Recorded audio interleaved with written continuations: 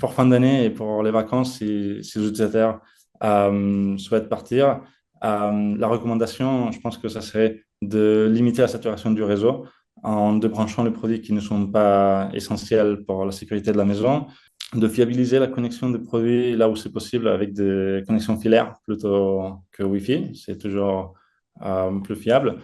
Et si jamais il faut redémarrer le produit, c'est utile d'avoir des prises connectées qui peuvent permettre ces redémarrages à distance. La station météo, elle est composée de plusieurs modules. Le module intérieur, qui est placé en effet dans la maison, va prendre des mesures de température, d'humidité, de CO2 et même du bruit. À l'extérieur, on place un capteur qu'on recommande de mettre à l'abri parce qu'il ne faut pas qu'il soit placé au soleil ou sous la pluie. On ne veut pas qu'il registre des taux d'humidité trop élevés ou de température trop écarté de la vraie. On a fait le choix sur cette nouvelle version d'ajouter des données supplémentaires de pollen et d'ensoleillement et de niveau d'UV. Elles prennent en compte énormément de paramètres, hein. Ça va de l'imagerie satellite à des capteurs sur le terrain, à des remontées sur les symptômes faites par des institutions dans chaque région, à des données de végétation pour anticiper quel type de pollen il y a en fonction voilà, des arbres et des plantes